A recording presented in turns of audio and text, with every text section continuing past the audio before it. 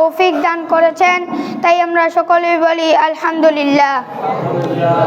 এবং আমাদের শেষ নবী মুহাম্মদ সাল্লাল্লাহু আলাইহি ওয়াসাল্লামের প্রতি দরুদ ও সালাম বর্ষিত হোক, তাই আমরা সকলেই বলি সাল্লাল্লাহু আলাইহি ওয়াসাল্লাম।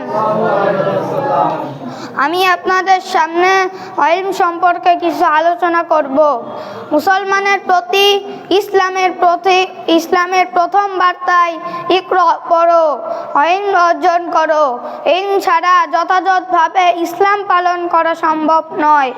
ইলম ছাড়া ব্যক্তিগত জীবন, পারিবারিক জীবন, সামাজিক জীবন ও রাষ্ট্রীয় জীবন কোনো ক্ষেত্রেই সত্যিকার অর্থে ইসলাম পালন করা সম্ভব নয়। আল্লাহ তাআলা বলেন, কুল হাল ইয়াস্তাউিল লাযিনা ইয়ালামুনা ওয়াল লাযিনা লা ইয়ালামুন। নবী, আপনি বলুন, যারা জানে আর যারা জানে না তারা কি সমান? যারা জানে আর যারা জানে না তারা কখনোই সমান হতে পারে না। রাসূল সাল্লাল্লাহু আলাইহি ওয়াসাল্লাম বলেছেন, তলাবুল ইলমি ফারিদাতুন আলা কুল্লি মুসলিম। প্রত্যেক মুসলমানের উপর ইলম অর্জন করা ফরজ। এবং রাসূল সাল্লাল্লাহু আলাইহি ওয়াসাল্লাম বলেছেন, ক্বালা রাসূলুল্লাহ সাল্লাল্লাহু আলাইহি ওয়াসাল্লাম, মান সালাকা তরিকান ইয়াতলুবু ফীহি ইলমান সাহাদাল্লাহু লাহু বিহি তরিকাল জান্নাহ।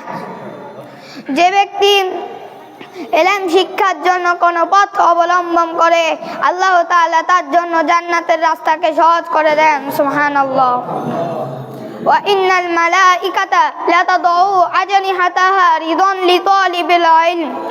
এবং ফেরেশতারা তার পায়ের নিচে নূরের পর নূর বিছিয়ে দেয়। সুবহানাল্লাহ। মুহতারাম হাজিরিন, এই সম্মান মাদ্রাসার ছাত্রদের জন্য, স্কুল কলেজ ইউনিভার্সিটি ছাত্রদের জন্য নয়।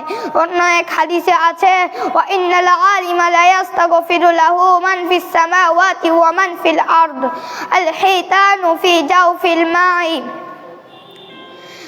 যারা ইলম অন্বেষণ করে তাদের জন্য গর্তের পিপিলিকা থেকে নিয়ে সমুদ্রের মৎস্য পর্যন্ত মাগফিরাতের দোয়া করতে থাকে। সুবহানাল্লাহ।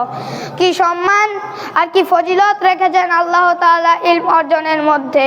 আল্লাহ তাআলা আমাদের সবাইকে দ্বীনি জ্ঞান শিক্ষা করার তৌফিক দান করুক, তাই আমরা সকলেই বলি আল্লাহুম্মা আমিন। এই বলে আমি আমার বক্তব্য শেষ করছি। আসসালামু আলাইকুম ওয়া রাহমাতুল্লাহি ওয়া বারাকাতুহু।